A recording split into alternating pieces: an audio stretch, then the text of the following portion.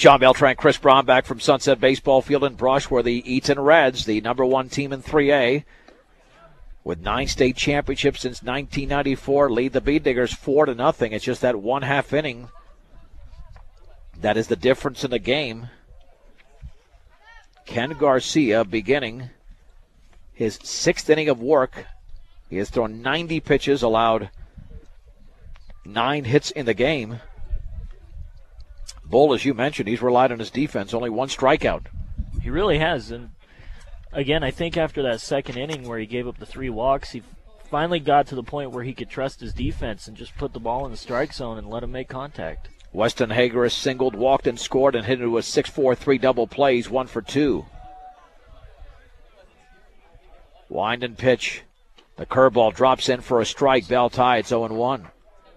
And he threw that curveball for a strike from the windup. As you mentioned earlier, he'd been doing that a lot effectively for the stretch, but now for the windup. And we're looking at a Garcia left-hander. The left-hander Garcia's retired 4 in a row. The offering swung on and chopped to third. Mayers backs up. Second hop, throws to first. A bullet to retire Weston Hager. There's 1 down. The other thing there is he got ahead. First pitch strike. That's a good point. Yeah, that's been a little bit of a challenge. Here's Dante Foose. Dante Foose, we didn't talk about this, Chris, a rarity. Left-handed thrower, right-handed hitter. Right. But he's been a very good right-handed hitter. 2 for 2 with a walk, and he's driven in 2 runs on a base hit in the 2nd. The pitch, and that fastball tails in for a ball. Good right-handed hitter and a pretty talented left-handed pitcher. Yeah, and he plays right field well. But the Bead Diggers have been equally very adept defensively. The pitch took something off of that one, a strike on the outer half. Bell tie, it's 1-1. John Beltran with Chris Braun, top of the 6th inning in Brush in this non-league game. Although these two teams will play in a league game on April 21st. Eaton leads 4-0. The pitch, fastball up and away. Ball 2, strike 1 to Dante Foose, who started off in right field and now is trying to notch down a save if he can get the final 6 outs for the Reds. 2-1. Swung on and hit off the end of the bat foul up the first baseline on that check swing. Actually, I think it was more of a check swing and not hit off the end of the bat, yeah. But 2-2.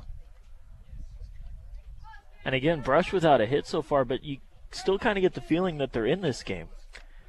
Well, that's because they had 2 base runners in the last inning, and they had base runners in the 2nd and 3rd. They're being rather selective at the plate. 2-2 offering.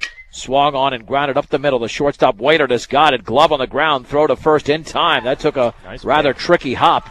However, Dante Foose is retired by Colby Waiter, who has 6 assists in this game. Normally that's a stat you don't mention in terms of that many assists, but that's a lot of ground balls in one game to a shortstop. It really is, and he made that play look a lot easier than it actually is. Yeah, because the ball didn't bounce. It stayed on the ground, and he kept that glove down. Pitch to Seth Jackson. The curveball is a beauty on the outer half for a strike just above the knees. It's 0-1. Seems to have found the release point on that breaking pitch finally. Well, 6 in a row retired by Garcia. 4 on grounders to Waiter, 2 on grounders to Mayer. Swung on, drilled into deep center field. Dylan Acosta is way back to the track, and that ball is off the bottom of the fence. Jackson is around second. He's headed to third. Waiter to throw to third. The slide, the tag. Out at third base! Oh, what a play! 8-6-5, and Jackson is out. And the inning is over. No runs, 1 hit, no errors, and nobody left. We head to the bottom of the 6th inning. Brush trails Eaton 4-0 on 1010 KSIR and KSIR.com. John Beltran, Chris Braun back from Sunset Baseball Field in Brush, where the Bead Diggers trail the Reds of Eaton 4-0. An outstanding play there from Acosta and Wailert. The importance of hitting, won the cutoff man, then throwing a strike as Wailert did to Mayers at third to nail Seth Jackson, who was attempting to stretch a double into a triple. It was Eaton's 10th hit of the game. But the Bead Diggers eliminated the base runner. Here is Trevor Blake to begin the 6th. And again, Brush playing outstanding defense. A combined no-hitter so far from Tyler Sigg, who went 4 1/3 innings, and Dante Foose, who has thrown 2/3 of an inning. Blake has struck out twice, and he takes a fastball up and in.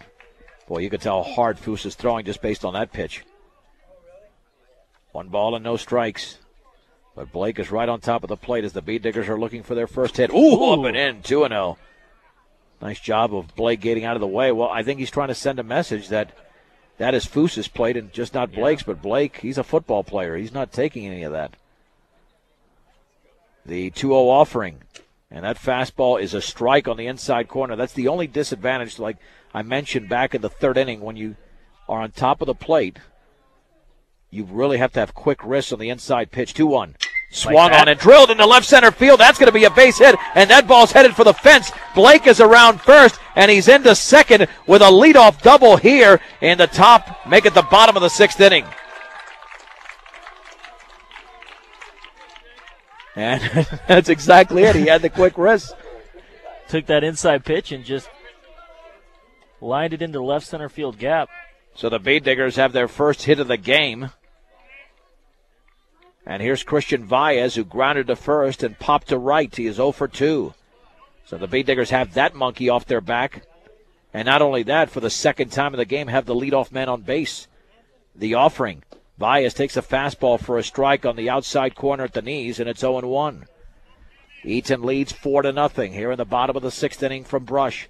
These two teams will meet once again on April 21st, 12 days from today in Eaton.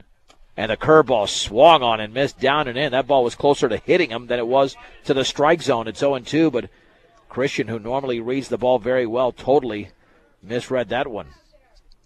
Now he's down at 0-2. The stretch by Foose. And the offering. Swung on and grounded on the left side. Seth Jackson allows the runner to go to third, throw to first, and Baez is out by a step. And there's one down as the Eaton shortstop makes the play. That was a bit of a risky play there. Usually you're taught to hold on the ground ball in front of you when you're on second.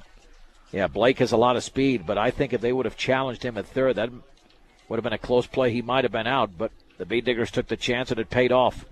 Well, I think Eaton at this point more worried about getting the sure out. Well, the Reds are playing the infield halfway. Shea Hansen, the hitter. The pitch. Swing and a miss on a breaking ball. Down and in. It's 0-1. Hansen popped to right and grounded to short. Either one could work here for a run. Eaton leads 4-0 in the bottom of the 6th inning with one out. And a man at third as Trevor Blake led off the bottom of the 6th with a double. The offering. And the breaking ball is low.